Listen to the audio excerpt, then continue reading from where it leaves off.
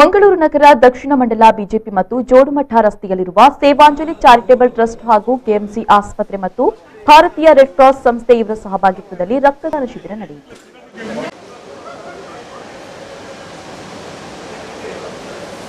ಮಂಗಳೂರಿಗೆ ಕೊಡಿಯಾಲ್ಬೈಲ ಶ್ರೀ ಟಿವಿ ರಮಣಪೈ ಸಭಾಂಗಣದಲ್ಲಿ ರಕ್ತದಾನ ಶಿಬಿರ ನಡೆಯಿತು. ಈ ಸಂದರ್ಭ ಮಾತನಾಡಿದ ಶಾಸಕ ವೇದವ್ಯಾಸ್ ಕಾಮತ್ ಅವರು ಎಲ್ಲರಿಗೂ ಲಸಿಕೆ ವಿತರಿಸುವ ಮೂಲಕ ಕೇಂದ್ರ ಮತ್ತು ರಾಜ್ಯ ಸರ್ಕಾರ ಮಹತ್ವದ ಹೆಜ್ಜೆಯನ್ನಿರಿಸಿದೆ.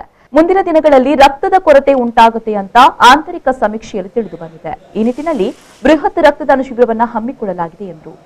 Sevanjali charitable trust, KMC Mangaluru ಮತ್ತು ಇಂಡಿಯನ್ ರೆಡ್ ಕ್ರಾಸ್ ಸೊಸೈಟಿಯ ಮುಖಾಂತರ ಹಮ್ಮಿಕೊಳ್ಳಲಾಗಿದೆ. ಇವತ್ತು ಇಡೀ ದೇಶದಲ್ಲಿ 60 ವರ್ಷ ಮತ್ತು 45 ವರ್ಷ ಮೇಲ್ಪಟ್ಟವರಿಗೆ ಯಶಸ್ವಿಯಾಗಿ ಲಸಿಕೆಯನ್ನು ಕೊಡುವಂಥ ಕೆಲಸ ಕಾರ್ಯಗಳು ಮಾಡ್ತಾ ಇದ್ದಾರೆ. 18 ವರ್ಷ ಮೇಲ್ಪಟ್ಟವರಿಗೆ ನಾಳೆಯಿಂದ ಲಸಿಕೆಯನ್ನು ಕೊಡಬೇಕು.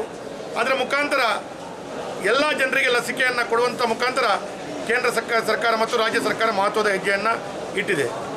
ಇನ್ನು ಮುಂಬರುವ ದಿನಗಳಲ್ಲಿ ನಮ್ಮ ಜಿಲ್ಲೆಯಲ್ಲಿ 18 ವರ್ಷ ಮೇಲ್ಪಟ್ಟು ಎಲ್ಲರೂ ಲಸಿಕೆಯನ್ನು ಕೊಡ್ತಾ ಬಂದಲ್ಲಿ ಜಿಲ್ಲೆಯಲ್ಲಿ, ರಾಜ್ಯದಲ್ಲಿ ಬಹುತೇಕ ಬೇರೆ ಬೇರೆ ಕಡೆಗಳಲ್ಲಿ ರಕ್ತದ ಕೊರತೆ ಉಂಟಾಗ್ತದೆ ಅಂತ ಹೇಳೋದು ಆಂತರಿಕ ಸಮೀಕ್ಷೆಯ ಪ್ರಕಾರ ಬಂದಂಥ ವರದಿ. ಭಾಳ ಯಶಸ್ವಿಯಾದ ರಕ್ತದಾನ ಶಿಬಿರವನ್ನು ಹಮ್ಮಿಕೊಂಡು ಇವತ್ತು ಬೆಳಿಗ್ಗೆ 10 ಗಂಟೆಯಿಂದ ಸಾಯಂಕಾಲ 5 ಗಂಟೆ ತನಕ ಭಾಳ ಯಶಸ್ವಿಯಾದ ರಕ್ತದಾನದ ಕೆಲಸ ಕಾರ್ಯಗಳು ನಡೀತಾ ಇದೆ. ಮುಂದಿನ ದಿನಗಳಲ್ಲಿ ನಮ್ಮ ಜಿಲ್ಲೆಯಲ್ಲಿ ಎಲ್ಲಿಯೂ ಕೂಡ ರಕ್ತದ ಕೊರತೆ ಬರಬಾರ್ದು. ರಕ್ತ ಇಲ್ಲದೆ ಜನರ ಜೀವನ ಅಸ್ವಸ್ಥ ಆಗಬಾರದು. ಜನರ ಜೀವ ಕಾಪಾಡುವುದು ನಮ್ಮ ಜಿಲ್ಲಾಡಳಿತದ ಕರ್ತವ್ಯ. ಇದೇ ಸಂದರ್ಭದಲ್ಲಿ ಮಂಗಳೂರು ನಗರದ ಅನೇಕ ಮಂದಿ ಯುವಕರು ರಕ್ತದಾನ ಮಾಡಿದರು.